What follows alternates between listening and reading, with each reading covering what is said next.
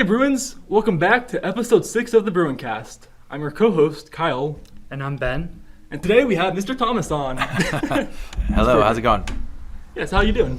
Good. Just, I think we call this like through the honeymoon phase of the first part of the year where, everybody's kind of settled down and you know what classes you have and everybody's kind of in the rhythm. So it's a good time of the year. It's like what, week 5, 6 of the actual? Yeah, week 6. Week 6, yeah, sounds. Yeah. So we don't like to, I'm sure most people know who you are, but in case someone doesn't, want to introduce yourself, what you teach here, that type of stuff? So Mr. Thomas, I've been teaching here, I think I don't know, I lose count, but 8 or 9 years, something like that. I teach world history. I teach AP world history, and then I teach a psych and social class, so psychology 1 semester, sociology 1 semester. You've been in my AP class, Kyle. Lots of fun. Ben's been in the psych social class. So they're all good. They're all honestly, it's probably kind of my dream setup because I just love all those classes and I love the subject matter, so it works out well. So as far as the subject, you teach world history and psychology. Do you have? It's one of those. Do you prefer either one over the other, or do you study either one more than the other, or are they both Well, funny story. My degree's in philosophy, so I like them. I like about the same, to be honest with you. Okay. That's a really horrible answer. Everybody hates the same thing. That's a great answer. That means you love what you're doing. But I always tell you guys, don't say the same. You can't say I like a little bit of this or a little bit of this. You should just make a stance. No, but it's true because philosophy basically kind of incorporates all of those subjects, right? I mean, when you look back, really what philosophy used to be was all the subjects, right? That's how philosophy was taught. It was math, it was psychology, it was history, all of it was kind of encapsulated. I mean, this is 2,000 years ago, be it. But so I just love all those subjects because they kind of fit in with what my degree was with, which was philosophy. So obviously, your class setup, you teach both AP and non-AP classes. So kind of discarding that, what about the different class subjects are similar and different? How do they overlap? How do you teach them similarly or differently? Well, that's a good question. I kind of feel so I think there's pros and cons to all of it. I mean, AP is really cool because I love the curriculum. But the problem is you don't get to do a lot of the longer activities that you do in class. And so the AP and the world thing have this trade-off where I feel bad for some of the AP students because they don't get to do today we just did the French Revolution simulation and it takes a couple of periods, right? But I mean, you remember, Kyle. Did it one day, right? Yeah, it was I think it was the American, the French, and the South American revolutions we did in a day. So you just have to, there's a lot more information there. But I love teaching that stuff because you teach more of it. So in the world history, you teach less of the subject matter, but you have these activities that I think are really important and really fun to do. But you don't get to hit all the stuff you get to hit in the you never get to talk about the Mongols in regular world, right? You never John Green Mongols every video. Exactly, and so you have to watch all the John Green videos going, I don't even know what this guy's talking about. Who are these exceptions? And then sociology and psychology is just really cool because it's an elective, and so there's not a lot of pressure there to we can take it as short as we want or as long as we want on different subjects. I feel like I could still do better with psychology and sociology. I've been doing it for a few years, and I keep always telling myself that it's my time to revamp it and kind of make it my own a little bit more because I kind of was handed it off from somebody else. But they did such a good job designing it. It's kind of hard to get away from it as well. But yeah, it's similar to the podcast story we were talking about is there's only so much time in the day. So, but I really like psychology and sociology as something to kind of have the freedom not to be serious. I don't mean serious. I take both subjects super seriously. Yeah. But you don't have to There's less regulations. There's less, if you want to say regulations, Ben. Yes, sort of in the sense that I don't have. There's not at the end of this, you guys don't have this like, this is what you need to know. Like the AP test, the whole year is preparing for the test. I guess you're learning the subject, but learning how to use the subject matter to get like high score on the. Yeah. So like that you feel like you have to have like be at a certain point to make sure that you guys are prepared for the AP exam, or we have these like specific standards in world history that you need to make sure you hit all those.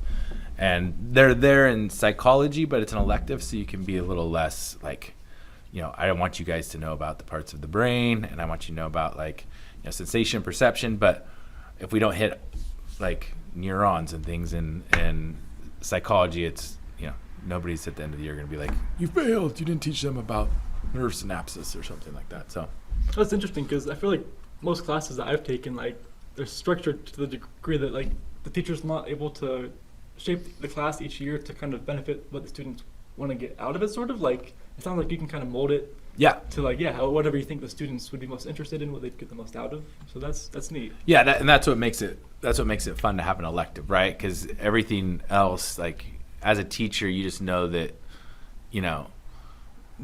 they have kind of they have sometimes unrealistic expectations for you to like meet all these requirements and standards. I mean, when you look at the world history standards, it's like, it's almost impossible to hit all of them. I was going to say, I can't count on my hand how many times like a teacher says, we're going to go through as much as we can, but like there's no getting around the fact that you're going to have to learn some of this on your own through notes, that we can't go through it all in class. Right.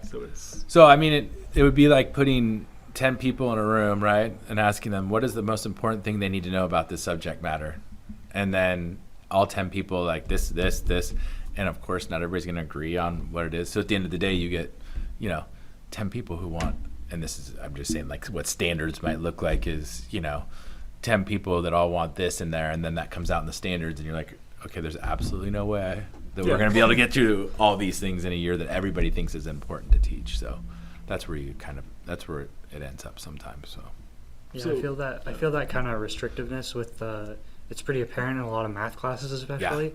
Like I feel like English classes and stuff like that have like a little bit more freedom, but like math class is very like you have to teach this lesson in this amount of time and then move on to this, and then your students need to know this and be able to take this test and pass and then move on to this.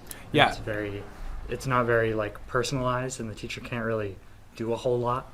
Well, we've talked, and we talk about this all the time as teachers too, is you can't get further in math. Like you can't move up into like calculus if you don't know algebra 2. Like now I could probably teach you US history if you had no clue about world history. Yeah. I mean, it wouldn't be relying upon one's not kind of relying upon the other. And so it's even more so for like things like math and science that like you have to know that information and you have to be able to do it to move on. And so that's where it's really restrictive, right? Is that you're not going to get into calculus unless you've done pre-calc or, those type of things. And how are you going to do physics without knowing chemistry and regular bio? It's all like building upon the last class that you learned, and then. Yeah. And so that's when it really tightens up, where it's like there's no way you're going to know what this is unless you have the foundational skills for it, right? So, like I said, I think personally you're going to be a better off person knowing world history. Like it's going to help you, right? It's going to help you as a person. But if you don't get taught world history specifically, it doesn't mean that like you can't take US, because you won't go into US like I have no clue where I'm at in US, right? And I don't know world. I don't even know how I'm going to get US, So what even is history? Yeah, what is? I don't even know what history is, man. What is this? So yeah, it kind of that's where the subject matters are different.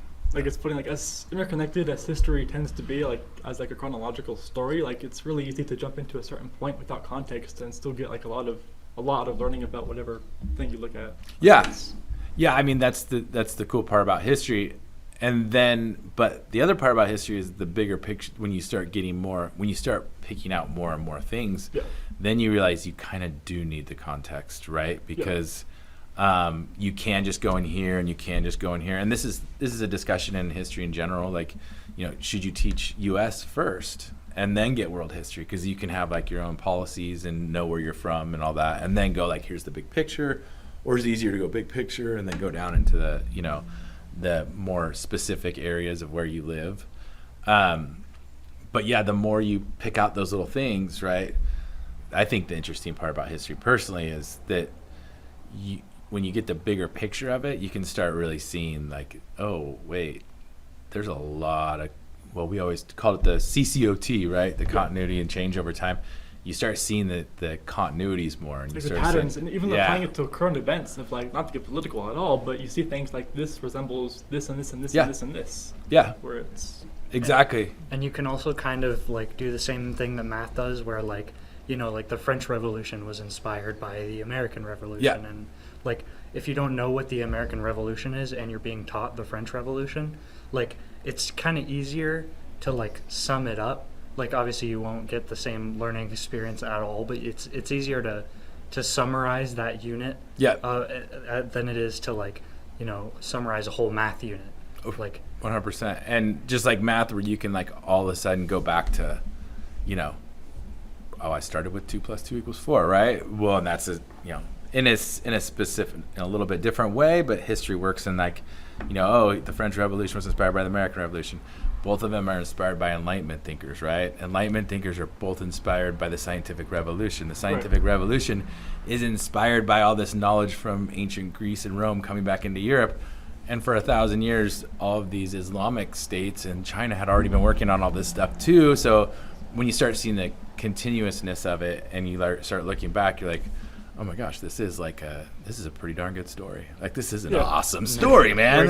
Where do you even start from? Right, Like, and then then you don't even know, like, where is the start of this? And then it, you know, and that's where I think the misconceptions of history sometimes are not seeing that, like how cool the story is, right? And where everything comes from and how it all gets put together. It's like, that's a cool story, man. You can make a movie about that. Wouldn't And it they be do. like an 8-part story, like an 8 movie franchise of like history and all across? Like that'd be a cool franchise. Well, what's funny too is then you start watching movies and you're like, wait, that person studied something about, like, you know, you watch the Marvel movies and you're like, huh.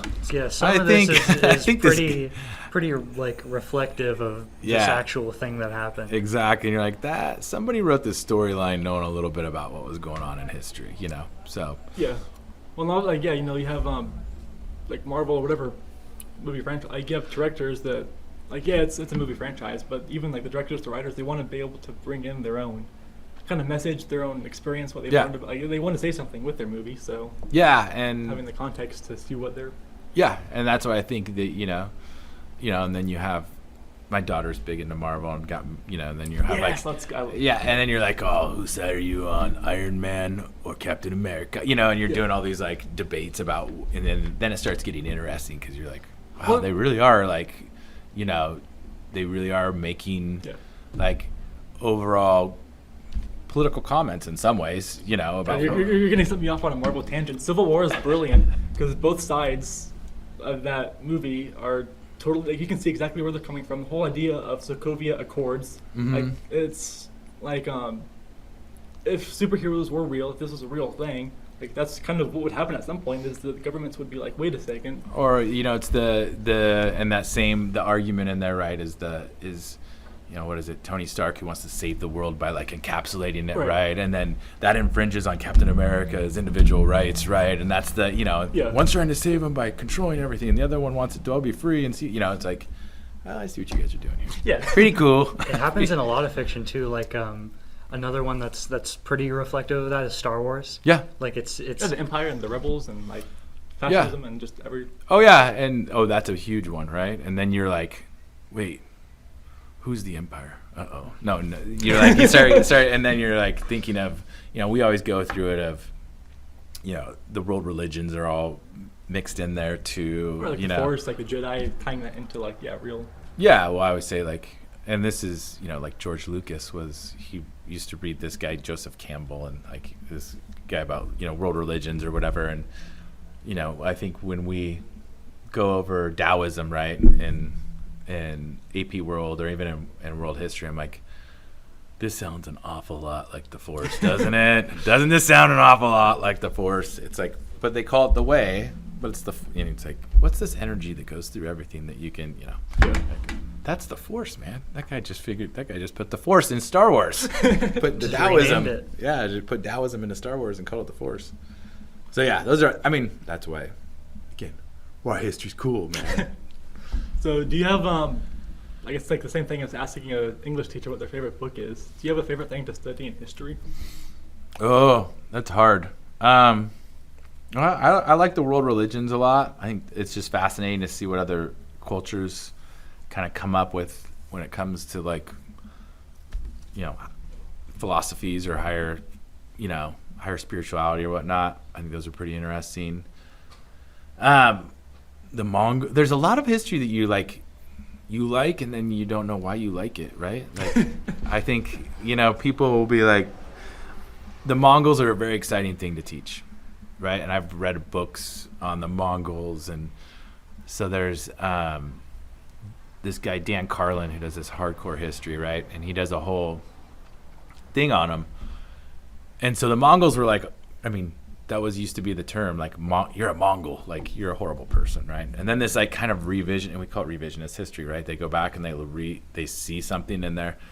And so this guy, like, writes this book about how, like, they're the first people who really kind of diffuse, like, tons of technology and free trade, and they grab people that need to build bridges, and they send them to other parts of the world, and they build bridges, and these people learn to build bridges from them, and they're totally accepting of all religions. Like, the Mongols didn't care.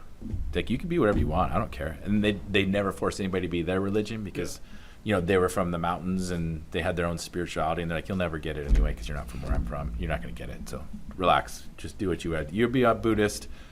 I think one of the Khan's wives was a Christian, and there was all sorts of Islamic converts, and so they didn't care about it.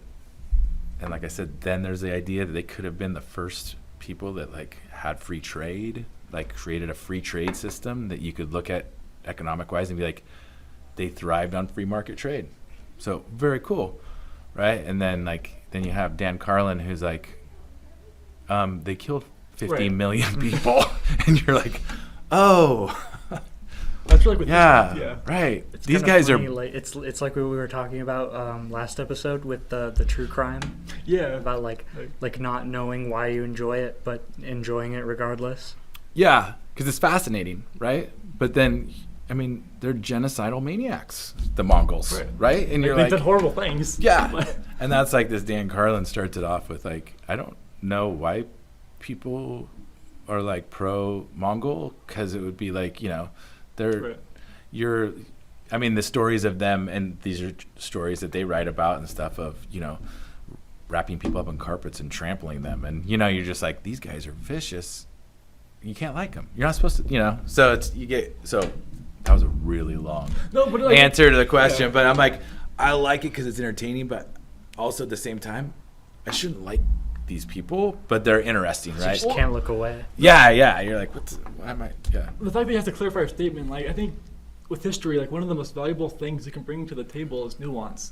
Yeah. You can say two things can be true at the same time. They could have done horrible, things while also having helped the world, and kind of not even like with free trade, or kind of or progressive to a degree in like their view on religion and tolerance. Yeah. They can be both at the same time, and you can acknowledge both. And yeah, and that's where, so I like to teach it where at the end of it, I'm like, what do you guys think, right? Like, I think that I feel guilty for liking them sometimes, but that's just me. So I hope if I teach it right, I hope that at the end you feel guilty for liking to learn about it as well. If that's the case, then maybe I succeeded in it. But yeah, that is history though, right? Because it's not even the best parts of history have some dark side to them, right? And so the worst parts have light, the best parts have dark. You can't just give a blanket statement to whatever event and say this was a great thing all around. Like, there's always... and it's like they always say, like, 100, 200 years from now, what side of history is that going to be on, right? And things like, always the debate that U.S. history does, which they do, what was the nuclear bomb a good thing or a bad thing, or was nuclear, and those are things that you can debate, and 200 years from now, somebody's gonna have an opinion on it for sure, because Yeah.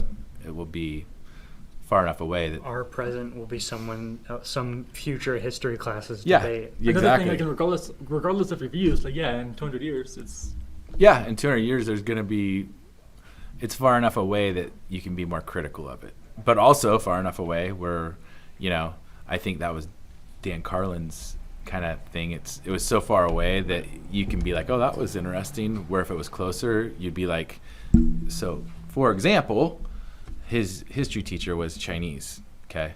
And so he was like, the Mongols are the worst thing. His history teacher would tell him, Right. they're horrible people. They totally destroyed our country and killed millions of people. And that's the point, is like, it still affects them, right? But we're far enough away and not still connected in some way to it. So kind of like part of what you teach in history is kind of look at your sources and like who's writing the source, who's right. giving the opinion, look at their background, because they're going to have bias. So their like whatever their personal experience is going to influence what they have to say about the topic. So Yeah. it's- And they were in, they had a dynasty in China, so the Chinese still have a feeling about it, right? And the guy who wrote the book that I read, that was, going back and forth from good to bad or whatever, was, much less affected. So he can be on the side of, look at what amazing things these guys Right. did, right? So that's that's history in general. Like you said, it's who's, from what point of view, right, is it coming from? So you've taught history. You said you've taught at Pondo for 8 to 9 years, you said? Yeah. So have you taught anywhere else? And if you have, like, have you taught any other classes, or do you want to try teaching any other classes, or is this kind of your niche that you enjoy? So I taught at Independence for 2 years, which was an amazing experience. I think it shaped me as a teacher, like knowing that having to teach students that really have other issues, what would you say, have more pressing things going on in their lives than maybe school, and you have to interest them and still get them to be interested in something was a great experience, right? But I did teach world history there. I also taught PE, ICT, career and college prep. It was kind of, you just did what you had to do. Yeah. I really like the subjects I teach. I mean, I would love to teach US at some point. Gosh, I got into econ. I taught that over at Independence as well too for a little while. But I think that's like it's its own niche inside of history in general, is the econ, because it's so much about formulas and mathematics, and so it's just different. Like, it's kind of every department has its econ person, kind of, right? And you're good at teaching it, or you don't. But I would still like to do econ a little bit, but probably that's the bottom one on the list. Okay. Gov would be interesting too, but to be honest with you, my favorite is world history is probably my favorite area. So outside of school, being a teacher, do you have any other hobbies? let's see, I'm getting guitar lessons, still learning how to play the guitar. Yes. Yeah, I know. So when we I know you played for us a little bit when I had you. When did you start learning guitar? Like, is that still? That's the sad part. It's Oh, okay. probably, well, my dad was a really good guitar player, but he had a lot of guitars that he passed away like 20 years ago. But he was a really good guitar player. So when he left the guitars behind, I started picking them up. So probably my mid 20s. Okay. So about 20 years ago. Okay, let's be honest, 23 years ago. Okay, it's 23 years ago, you guys, and I still am horrible at the guitar. But Hey, no judgment, no judgment. no, I know. It's one of those things that I don't know, you never feel, I'm sure even the better, like I'm not very good, honestly, but even the better guitar players, you always probably know they can get better or whatever. So I do that. I mean, I have a 15 and a 13-year-old, so we do a lot of sports with them. Coach soccer I've coached that now for about the same amount of time, about 9 years. Yeah, and then I like doing art Mr. Hunt and I both have a similar liking of growing tomatoes. I grow tomatoes and basil. That's it. Mr. Hunt grows Tomatoes. Cool. Never knew that. Mr. Hunt he actually gave me some tomato plants this year. He is far more of a tomato connoisseur not a connoisseur. We both love tomatoes, but he grows more plants than I do. So he's... Ben, we're getting Mr. Hunt lore. Yes, Mr. Hunt lore. Tomatoes, big thing. Him and I are obsessed with growing tomatoes. So, yeah, and just traveling. Love traveling with, trying to get my 2 daughters to as many places as we can get them before they have to move out. I think that's honestly like probably one of the most life-changing things is traveling. It's not for everybody. Some people, but I personally, for me, I love seeing other places and seeing other people live, and yeah, it's cool. What are the favorite places you've been, and what kind of do you still have on your bucket list? Oh gosh, we just went to Canada over the summer. We went to Vancouver. Okay, yeah. That's the city that's kind of directly north of us, right? Yeah. Yeah, it was awesome. I loved it. It was good. I mean, let's be honest, California has some of the best sights you could probably see too. But Europe, Eastern Europe, and I haven't been for a while, but I went to Budapest back in, that was again 20 years ago probably. But I love Eastern Europe, Prague, Budapest. I've been to Italy several times. I have a good friend who lives over there. Love Italy. Bucket list. Too many. You have a friend that lives over there. Like, what's the story? How did you meet someone in... So he was born and raised in Rome, and him and I met at grad school, and he went from a university in Rome to San Diego State. There was a famous professor there that he had tracked down and wanted to take his classes. And so him and I met there, and we just started talking philosophy. He had a dog. I had a dog. We used to look after each other's dogs when you go out of town. And, yeah, just sometimes you meet people that it's like, it's like you have a family connection, even if you're from different countries. And that's kind of how I knew his parents. He knew my sibling and my parents. And, yeah, it was just one of those things that, getting to know somebody. And, yeah, so he still lives over there. So we still keep in contact and try to make it over there as much as possible. Bucket list. Jeez. I don't know. Like, I would like to do around the world personally. Okay, yeah. I'd still like to hit up, I'd still like to go to Croatia. I'd like to go to Egypt. Love to go to Morocco. I'd like to do, India and China and Japan and New Zealand and Australia and, okay. Everywhere. I'm going around the world. That's what I'm doing right now. No, but that's awesome. Yeah, that would be my dream to. Morocco's a good one. My dad's got a bunch of contact over there. Really? Yeah, he's got a couple of coworkers who live in Morocco. I hear it's awesome. Yeah. And it's just so strange because you're across the little tiny peninsula from Spain, and then you're in the Middle East, basically. Right? You're just whoop, and then because it's got so much. So much of Morocco is, influenced by that Islamic area, right? And even southern Spain. I was going to ask, because southern Spain being so close, if you go to southern Spain, can you see that influence, as a Spain? I haven't been to the south of Spain, but from what I hear, yes. Okay. So you can still see a lot of the mosque designs, and so that's what I've heard. I haven't been there personally. I've been to Barcelona, but not southern Spain. Okay, yeah. So It's beautiful. Yeah.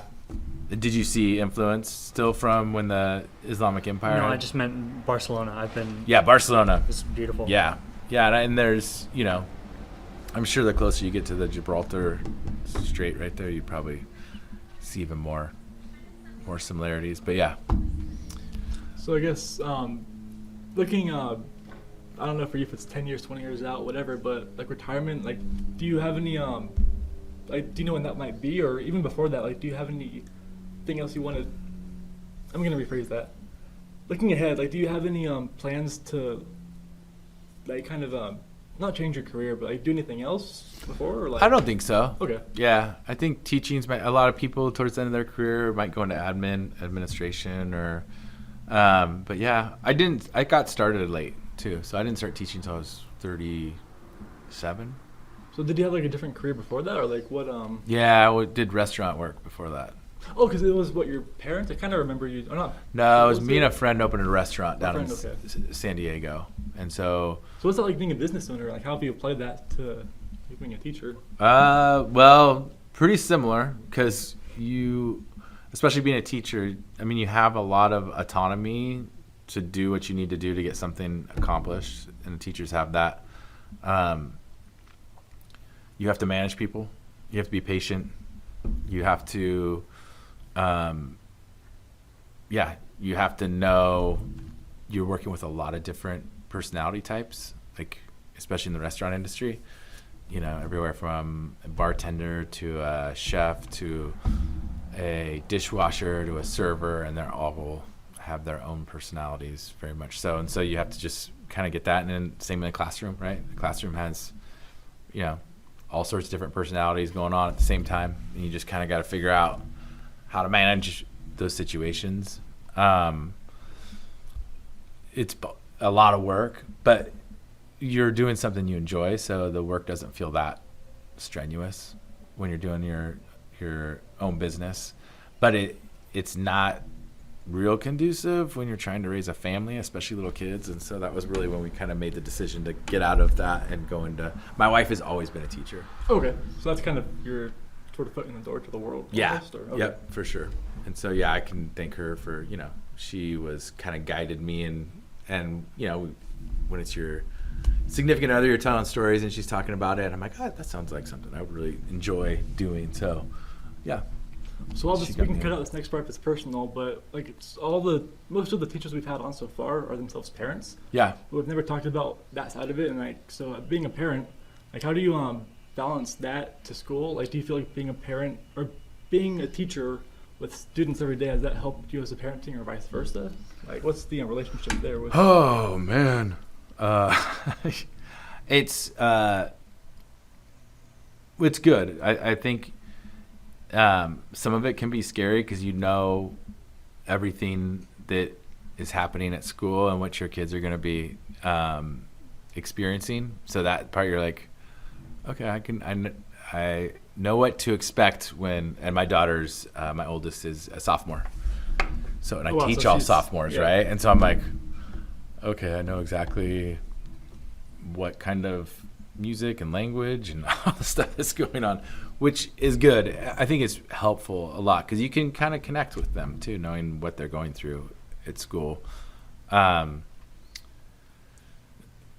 think like my wife has my daughter in her class right now, and she's having a great time with it, but that was kind of a little bit nerve-wracking to begin with. I mean, you're a parent, and you as a parent and you as a teacher are two different things a lot of the time, right? Yeah, like the relationship to your student, how to, I guess, balance the parental relationship in a classroom environment.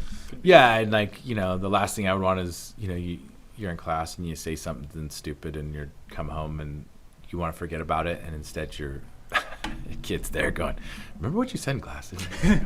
No. No, I think it's helpful though. I do. I think, it's funny because, I think a lot of students, like my wife and I always talk about, like you'll see like a teacher outside, like at the grocery store or like at a park or something. You're like, what are you doing here? And you're like, I actually am I'm a human being. I don't sleep there. I don't know if you guys knew this, but we don't it's not a camp for us. We don't just stay there all the time. Kind of got that same effect as like seeing a celebrity like out in the wild. Yeah, you're it's like, wait, you guys do you things exist outside of the media? You guys do things just like us? You guys get coffee and stuff? Yeah, so yeah, that's kind of the thing, is there is that kind of dual thing going on though. Like, you're a teacher, and then at home you want to be a parent. And so when those, that's the thing that my wife and I have always talked about, is that you kind of want to keep that relationship there because you do have a job that's different than what you would do at home. So, but I think for like this school specifically, Ponderosa has a ton of teachers who have kids who go here, and I've had a ton of teachers, kids in my class, and I think that's great, because it creates a more kind of a tight-knit community. So I think it works to the advantage of everybody in that situation. Helps it feel less formal. Yeah, and I mean, they know what to expect from a teacher, right? They know the teacher, they know who they are, they know what to expect. And there is a little bit of like, you can hold a little bit of accountability, I guess, if you're like, why is my kid's not doing their work and they got to see, and you're like, I'll get on them. No. Yeah, you just have that kind of relationship that can help or whatever. So. Well, before we wrap up, unless there's anything else you want to bring up. Yeah, no, this is fun. This is what I'm talking about. This needs to happen, people. Like I said, the history department was trying to do the podcast thing, and maybe someday it'll come. So we'll see. I'd love to hear. I'll be your first listener, I promise. Ah, good. We need one. Kyle's gonna be our first listener. So I'm gonna put you on the spot here. Okay. We always like to ask teachers, like, especially for AP class, like, if you want to, like, give a pitch for why to join it, like why to. Oh, to join. Like a pitch, like, hey, I joined AP. Oh, yeah. Gosh. Why? I mean, do you guys have an hour? Because I could. My pitch is long. Like, it's the longest pitch now. Just teach the whole class as the pitch. Yeah. Right. No, I think my pitch is like, especially with AP, for one that you have to volunteer to do, is it's just well worth the work. I mean, there's a lot more work in AP classes, but AP World is there's several ones you can take as a sophomore, but it's one of the first ones, and it's got, I mean, you took it. The curriculum is awesome, I think. It goes fast. Yeah. You don't get to spend a lot of time on anything, but you get a lot of stuff out there. But it really kind of gives you a skill base of what you could look forward to your junior and senior year if you're going to do AP classes, right? Because, you get your first test. The AP tests, I mean, they're not the same, but they're the similar length. Yeah. They're sectioned out, right? It's like each class, like, they're different subject matters, obviously, but the structure of just the class being there to prepare you for the test, like, once you go through a year of AP classes, like, it's always easier. Yeah. So I think, like, the sooner you get into it, which is your sophomore year, and if that's your plan and you want to take those classes, I mean, I think that the people that take, like, you're surrounded by a group of people that want to achieve things, right? I mean, they're there to be, well, I don't want it to be too serious, but like, they're people there to be serious in the classroom, right? And then after that year of being together, you take this exam, and whether or not you pass it or fail, you can go in the next year just knowing, like, I can do that, right? I did it. Like, it's like running like it's like running when you hit that 6 mile mark or whatever, or that's for me being old running. But like, if you hit the 12-mile mark or something, or if you're doing a marathon, like, once you do it, you're like, I did it. Like, and then the next year, you can do it. And so you're not spending that whole year kind of like, oh my gosh, how am I going to pull this off? So don't do what I did and take your first AP class your senior year. Well, I mean, I would say just take one whenever you can. But yeah, I mean, I think, when you take it earlier, you just feel a little more confident going through it. So that would be my pitch for all AP classes, not just mine, but like, try them out as sooner the better, and don't worry about passing or failing. I just don't think I have so many students that worry about that, and my point is always like, if you fail and then you take another one and you pass it, people like to see people don't like to see people fail. Don't get me wrong. People like to see that if you do fail, you can get back up. Yeah. And you can persevere, and you can keep going, and you can keep trying.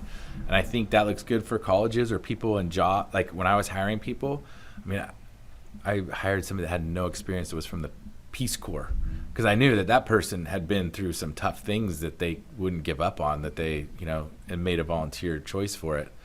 And I think that universities are going to see somebody who didn't do well the first time and then persevered, tried it again, and passed, because what they want to see in a university, or what I want to see in an employee, is that if you do fail, you're not going to quit on me.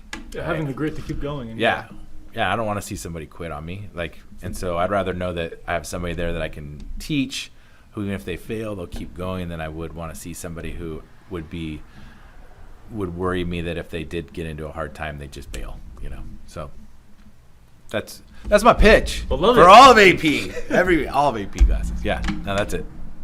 Well, thank you so much for your time today. Hey, thank you guys. It's fun. We need to. All right. Well, thank you so much for listening. This is Kyle and Ben signing off. See you next week, Bruins. Bye.